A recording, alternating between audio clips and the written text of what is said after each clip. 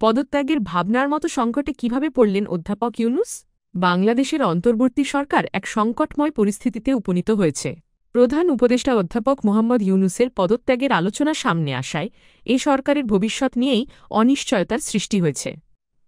কিন্তু অধ্যাপক ইউনুসকে কেন পদত্যাগের চিন্তা করতে হচ্ছে? সক্রিয় সব রাজনৈতিক দলের সমর্থনে গঠিত এই সরকারকে কেন এমন সংকটে পড়তে হলো এসব প্রশ্ন এখন সব মহলে আলোচনার কেন্দ্রে রয়েছে।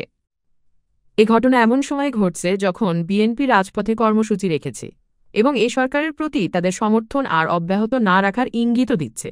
অন্যদিকে সেনাবাহিনী প্রধান জেনারেল ওয়াকার উজ্জামান গত বুধবার বাহিনীর কর্মকর্তাদের নিয়ে এক বৈঠকে নির্বাচন, রাখাইনের জন্য মানবিক করিডর প্রসঙ্গ এবং মব বা দলবদ্ধ বিশৃঙ্খলা সৃষ্টির বিষয়সহ সমসাময়িক বিভিন্ন ইস্যু নিয়ে কথা বলেছেন, যা সংবাদ মাধ্যমেও প্রকাশ হয়েছে।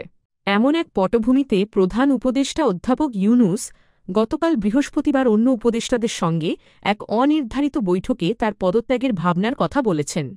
সেক্ষেত্রে নানা পক্ষের প্রতিবন্ধকতার পাশাপাশি রাজনৈতিক দলগুলোর অসহযোগিতায় তার সরকার কাজ করতে পারছে না বলে ক্ষোভ ও হতাশা প্রকাশ করেছেন তিনি।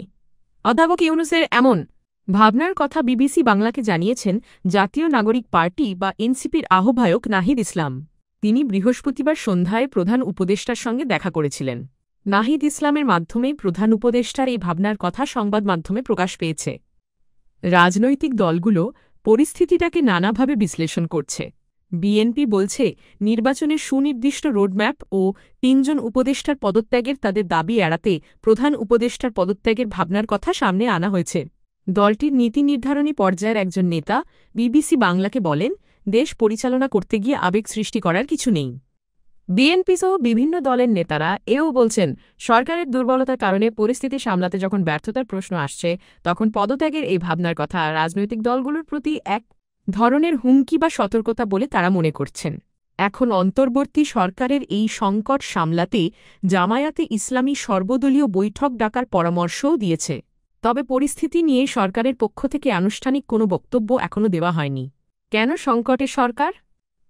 জুলাই গণঅভ্যুত্থানে আওয়ামী লীগের শাসনের পতনের পর অধ্যাপক ইউনুসের নেতৃত্বে গঠিত এই অন্তর্বর্তী সরকারের প্রতি সেই আন্দোলনের ছাত্রনেতৃত্ব, বিএনপি ও জামায়াতসহ সব দল এবং সেনাবাহিনীসহ রাষ্ট্রের সব প্রতিষ্ঠান সর্বাত্মক সমর্থন দিয়েছিল।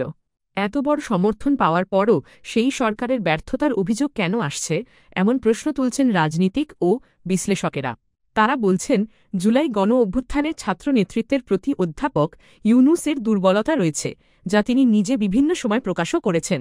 সেই ছাত্র নেতৃত্ব যখন রাজনৈতিক দল এনসিপি গঠন করল, এই দলের প্রতিও তার পক্ষপাতিত্ব রাজনীতির বিভিন্ন ক্ষেত্রে প্রকাশ পেয়েছে, যা বিএনপিকে ক্ষুব্ধ করেছে। যদিও উপদেষ্টা পরিষদে থাকা ছাত্র প্রতিনিধিদের একজন পদত্যাগ করে দলটির হাল ধরেছেন, কিন্তু আরও 2 জন ছাত্র প্রতিনিধি উপদেষ্টা পদে রয়ে গেছেন। তাদের পদত্যাগের দাবিতে এখন রাজপথে কর্মসূচি রেখেছে বিএনপি। সরকারের গত 9 মাসে প্রথম দিকে বৈষম্যবিরোধী ছাত্র আন্দোলন এবং পরে এনসিপির ব্যানারে বিভিন্ন ইস্যু তুলে রাজপথে অবস্থানসহ নানা কর্মসূচি পালন করতে দেখা গেছে। সর্বশেষ আওয়ামী লীগ নিষিদ্ধের দাবিতে প্রধান উপদেষ্টার বাসভবনের সামনেও অবস্থান কর্মসূচি পালন করা হয়েছে। সেই পরিস্থিতিতে সরকার দলটির কার্যক্রম নিষিদ্ধ করে। বিএনপি বিভিন্ন সময় সরকারের বিরুদ্ধে এনসিপির প্রতি পক্ষপাতিত্বের অভিযোগ করেছে। এখন তারা সেই অভিযোগকে সামনে এনেছে। অন্যদিকে বিভিন্ন গোষ্ঠীর মব বা দলবদ্ধ বিশৃঙ্খলা সৃষ্টির বিষয়টি আলোচিত। বিশ্লেষকেরা বলছেন, কোনো কোনো ক্ষেত্রে মব সৃষ্টি করে রাজনৈতিক সহ বিভিন্ন ইস্যুতে দাবি তুলে তা আদায়ের চেষ্টাও করা হয়েছে। এই ব্যাপারে সরকারের দুর্বলতা প্রকাশ পেয়েছে।